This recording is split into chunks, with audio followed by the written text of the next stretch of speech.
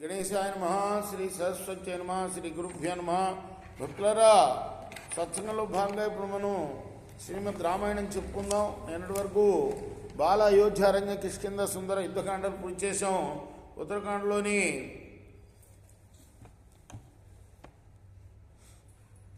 93వ సర్గ వరకు చెప్పుకున్నాం.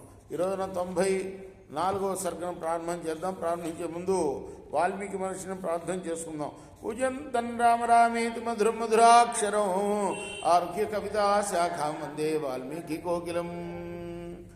ఆంజనేయం మహావీరం బ్రహ్మ విష్ణు శివాత్మకం తరుణార్క ప్రభం శాంతం ఆంజనేయం నమామ్యం. సదా నింబవృక్షస్య మూలాధివాసాత్ సుధాశ్రావిణం తిక్తమప్యప్రియంతం తరుంకల్ప వృక్షాదికం సాధయంతం నమామీశ్వరం సద్గురుం సాయినాథం. తౌ రజన్యాం ప్రభాతాయాం స్నాతౌ హుతాశనౌ యథోక్తం ఋషిణాం పూర్వం సర్వం తత్రోపగాయత. తెల్లారింది. కుశలవులిద్దరు కూడా స్నానం చేశారు.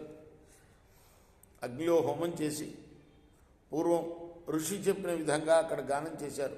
తాంస శుశ్రూవ కాకుత్స పూర్వాచార్య వినిర్మితాం అపూర్వం పాఠ్యజాతించ ధ్యేయేన సమలంకృతాం. రాముడు ప్రాచీనులైన సంగీత ఆచార్యుల చేత నిర్మించబడ్డ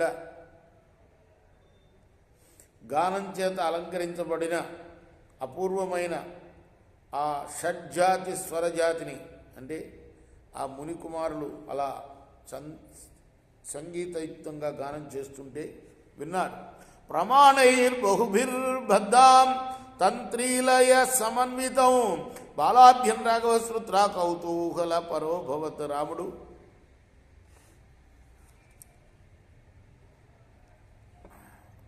ధృత మధ్య విలంబితాది ప్రమాణాలతో కూడిన వీణా తంత్రీలయలకు అనుగుణంగా ఉన్న ఆ గీతాన్ని ఆ బాలుల నుండి విని ఎంతో కుతూహలం చెందాడు. అథ కర్మాంతరే రాజా సమాహూయ మహామునీన్ పార్థివాన్ శరవ్యాఘ్ర పండితాన్ నైగమాం సదా పౌరాణికాన్ శబ్దవిదో ఏ వృద్ధాస్వ ద్విజాతయ స్వరాణాన్ లక్షణజ్ఞాంశ ఉచుకాన్ ద్విజసత్తమాన్ లక్ష్మణజ్ఞాంశ గాంధర్వాన్ నైగమాంశ విశేషత పాదాక్షర సమాసజ్ఞాం ఛందస్సు పరినిష్ఠిత కళామాత్ర విశేషజ్ఞాన్ జ్యోతిషే చ పరంగత క్రియాకల్ప విధశ్చేవ తథా కావ్య విశారదాన్ భాషాజ్ఞానింగిత జ్ఞాంశ నైగాంశ్చాప్య విశేషత హేతు ఉపచార కుశలాన్ हेतुकांश बहुश्रुतान छंदो विध पुराण ज्ञान वैदिकान द्विजसत्तमान चित्रज्ञान वृत्तसूत्रज्ञान गीतन रुच विशारदान शास्त्राज्ञान नीति निपुणान वेदांतार्थ प्रकाशकान एतान सर्वान समानीय गौतौरौ समवेशयत.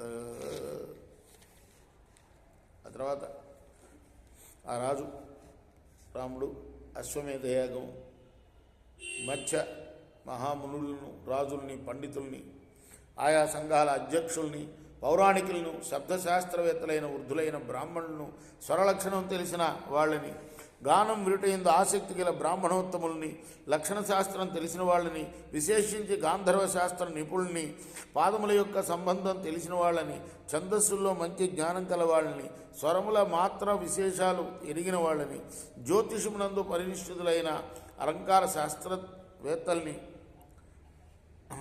జ్యోతిషంలో బాగా నిష్ణాతులైన వారిని, అలంకార శాస్త్రవేత్తల్ని, కావ్యాల్లో విశారదుల్ని, అనేక భాషలు తెలిసిన వారిని, అలానే పరుల మనస్సులోని భావాల్ని గ్రహించే నేర్పు కలవాళ్ళని, అనేకులు వర్తకుల్ని, వ్యవహారంలో యుక్తియుక్తంగా మాట్లాడగల వాళ్ళని, అలానే న్యాయశాస్త్ర ప్రవీణుల్ని, అత్యధిక శాస్త్ర జ్ఞానవంతుల్ని, ఛందస్సు బాగా తెలిసిన వాళ్ళని, పురాణములు బాగా తెలిసిన వాళ్ళని, వేద పండితులైన ద్విజశ్రేష్ఠుల్ని, చిత్రకళ తెలిసిన వారిని, వృత్తశాస్త్రమునందు ప్రవేశం ఉన్న వాళ్ళని, గీత నృత్యాదులందు విశారదుల్ని, శాస్త్రజ్ఞుల్ని, నీతి యందు నేర్పు గలవాళ్ళని, వేదాంతార్థం విశదీకరించే వారిని, అలానే అనేక మందిని ఈ విధంగా పిలిపించి రప్పించి గాయకులైన ఆ బాలుల్ని సభకు పిలిపించాడు. తేషాం సంపదాంతాం తత్ర శ్రోతॄణాం హర్షవర్ధనం గేయం ప్రచక్రతుస్తత్ర తౌ భో మునిదారకో. ఆ శ్రోతలందరూ కూడా మాట్లాడుకుంటూ ఉండగా ఆ మునికుమారులిద్దరూ అక్కడ ఆనందాన్ని వృద్ధి పొందించే గానం ప్రారంభించారు. తతః ప్రభుత్వం మధురం గాంధర్వమతి మానుషం నచ తృప్తిం యయుః సర్వే శ్రోతారౌ గేయ సంపద. ఆ తర్వాత దుర్లభమైన ఆ మధుర గానం ప్రారంభమైంది. ఆ గాన సంపదను ఎంత విన్నా కూడా శ్రోతలకు తృప్తి కలగటల్లా. హృస్తామునిగణా సర్వే పార్థివాస్య మహోజస పిబంత ఇవ చక్షుర్భి పశ్యంతి స్మ ముహుర్ముహు. సమస్తమైన ముళ్ళు గొప్ప తేజస్సు గల రాజులు నేత్రాలతో తాగుతున్నారా అన్నట్లుగా మాటి మాటికి ఆ బాలుల్ని చూస్తూ ఉన్నారు. రేపు మనం 14వ శ్లోకం కొనసాగిద్దాం.